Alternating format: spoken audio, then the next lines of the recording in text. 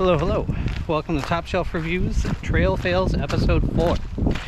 Join me on my little walk through my local wetland area to tell you an important lesson I learned kind of early on in my backpacking career and how it may affect your, let's say your New Year's resolution, and also learn, the importance of reading safety signs. So, join me out here for this longer format video as I show you the side the internet usually doesn't see, and tell you what I learned from that.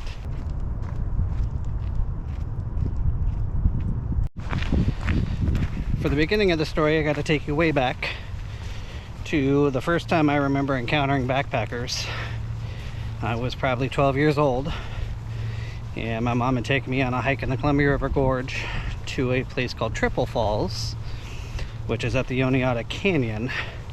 And up near Triple Falls is a bridge, and just on the other side of it, up trail, was a very small campsite. And I remember seeing backpackers there one time, and I thought, man, how neat to be able to hike up here, carry all your stuff with you, and sleep next to this waterfall. No one else around, close enough to civilization, but kind of its own unique thing. So in 2017, I'd only been backpacking a short while, my best friend and I planned a hike to summit up Larch Mountain from Oneata, and so we would get a chance to camp on the other side of that bridge.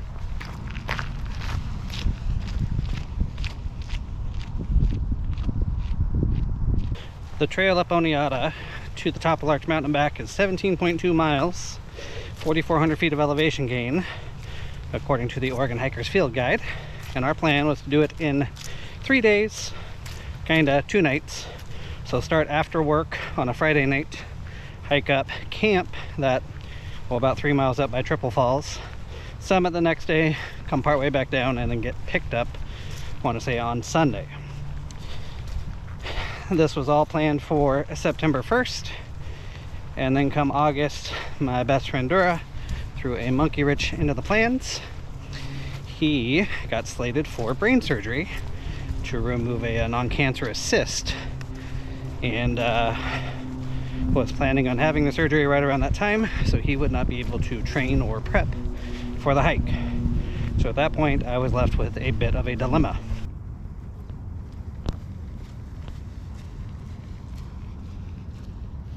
What I felt was the right thing to do was to wait for Dura to recover, possibly postpone it a year, and then come back together, as we had both been greatly looking forward to this hike. However, something said to me, let's get out there and do it. He's recovering, he'll be safe. Just get out there, get on trail, and conquer it solo. So that's what I did. September 1st, 2017. My mom gave me a ride to the trailhead. She dropped me off, and there was a big sign at the trailhead, I remember, that said something to the effect of, due to the Indian Creek fire that was burning quite a ways away, I was monitoring fire conditions then, to avoid the area of Indian Creek and the Oneata Creek. I would have to pass by there, so initially didn't think too much of it.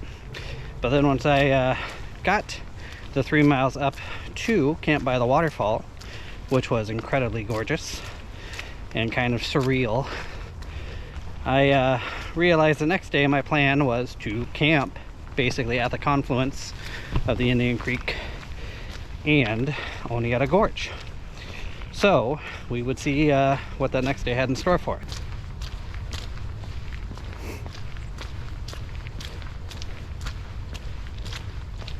So the morning of September 2nd, I wake up creekside, had a great night's sleep despite the roaring waterfall, not terribly far from my camp there, and I enjoyed a coffee and a Pop-Tart while on the bridge overlooking the waterfall, and then I started my climb up Larch Mountain. The majority of the elevation gain, I would say, is past Triple Falls, And at this point, I was not regularly training for this, and the elevation was kind of kicking my butt, especially with my, well, probably 35-pound pack on.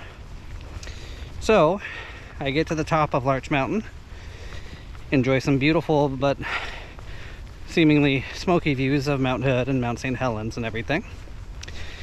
And I eat my lunch, and I decide I need to start my hike down because I want to see if I can make it back to the Triple Falls to spend the night there, to avoid that connection due to what they said was aerial activity. So I assume they were dumping water on the Indian Creek fire. So I start my hike down, and if you've ever been on that trail, you are basically hiking down a hillside the entire time. So your options for camping are very limited unless you somehow can pitch directly on the trail, which I was not equipped really to do, although I did have a bivvy style tent. And I hadn't really seen anybody other than a trail runner first thing in the morning, who then passed me on his way down as I came up. So eventually I get to the confluence I was told to avoid, and at this point I was beat. My joints were sore, I was tired, the elevation was just kicking my butt. I didn't think I had, I want to say it was like 5 more miles in me to make it to Triple Falls, which was only 3 miles from the trailhead. So I decided, you know, it was like 6 o'clock at this point, still light out. I'm gonna cook dinner, I'm gonna do everything I can. The very last thing I will do is pitch my tent just in case of aerial activity.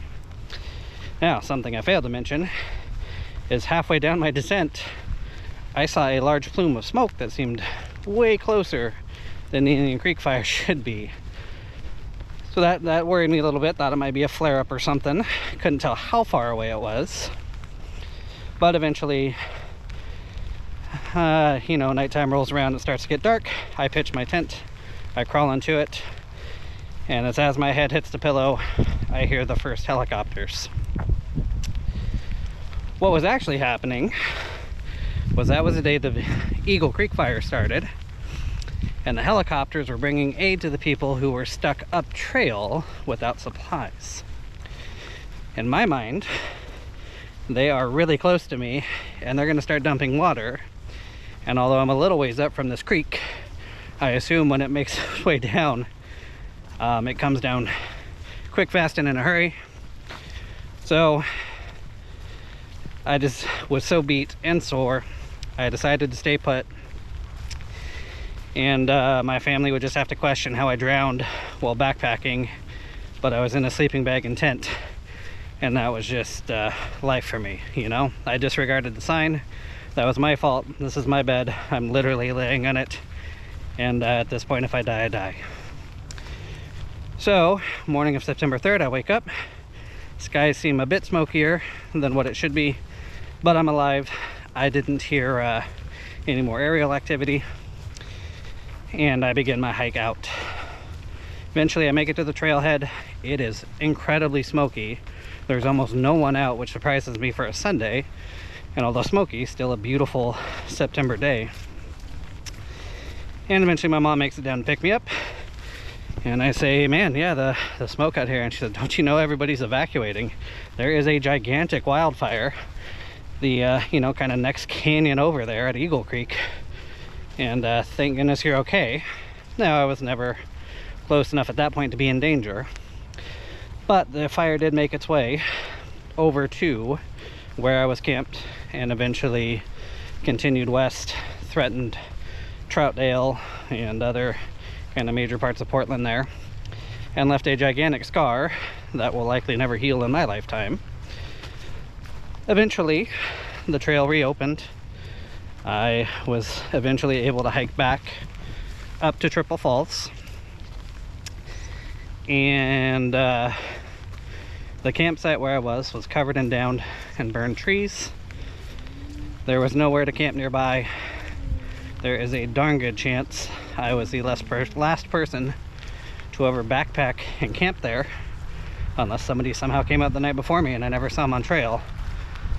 And it is because of that reason I have decided that you can't wait.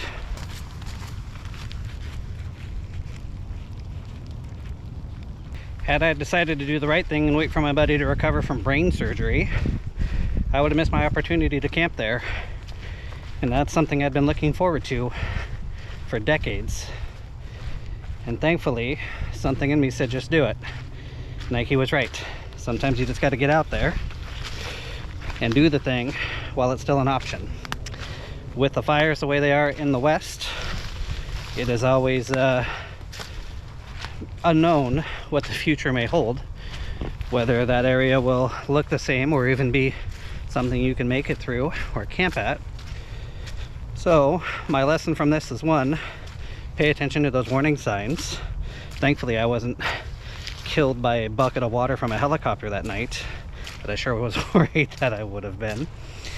And sometimes you just have to take those risks and get out there and do the thing. Could be something as simple as going to that concert you want to see. Who knows if they tour again, or if everybody, you know, remains alive, unfortunately. I was a Linkin Park fan, never seen them live in person. That is a regret I will now always live with, that I never had the chance to see them live. Well, Chester was alive anyway. But as I come up with these places I want to adventure to, I do my darndest to make it out there. And so long as you can do it safely, my recommendation to you for 2025 is get out there, make it happen. If it's been on your list, go ahead and do what you can to make it happen this year. So I hope you all have a fantastic holiday season, have a very happy 2025, and I hope to see you all out here on trail. For more information on everything you see on this channel, visit topshelfbackpacking.com. And until I see you again, cheers.